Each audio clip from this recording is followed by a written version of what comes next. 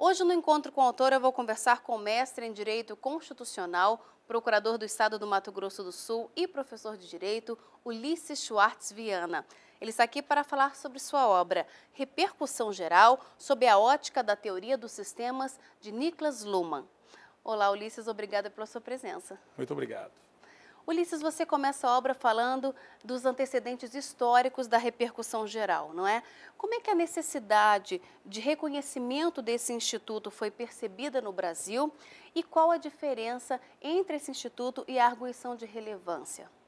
Na década de 60, nesse período de forte predominância subjetivista, o direito brasileiro, e principalmente o sistema recursal brasileiro, era totalmente voltado para o interesse das partes.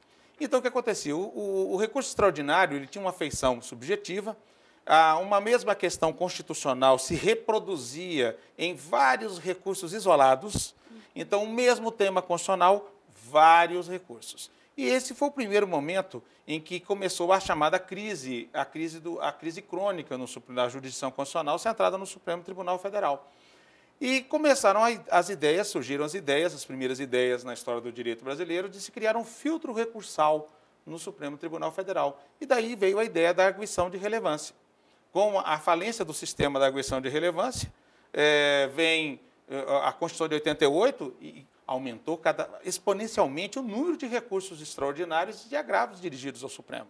E surgiu, então, nesse momento de uma angústia até dentro do sistema, dos operadores do sistema, do próprio Supremo, surge a ideia de criar a repercussão geral na emenda constitucional 45 da reforma do judiciário. E surge, então, esse instituto que nós estudamos no livro.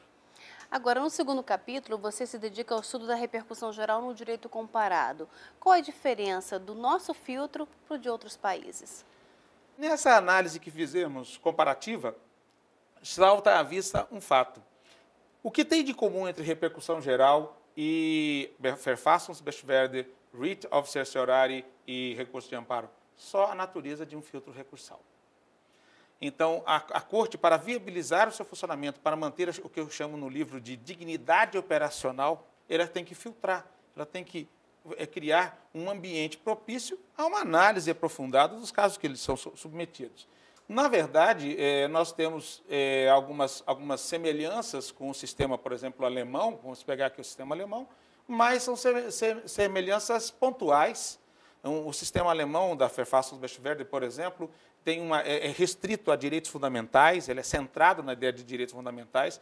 A repercussão geral, na verdade, ela analisa as questões constitucionais, temas constitucionais, sobre o ponto de vista jurídico, social, político e econômico. Então, a gente percebe que o Instituto da Repercussão Geral é muito mais aberto para a sociedade, aberto para a solução de questões constitucionais num espectro ou num horizonte mais amplo do que qualquer um desses institutos.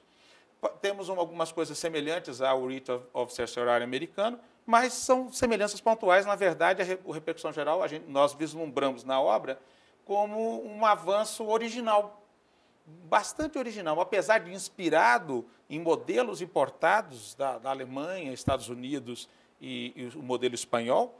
Na verdade, ele é original.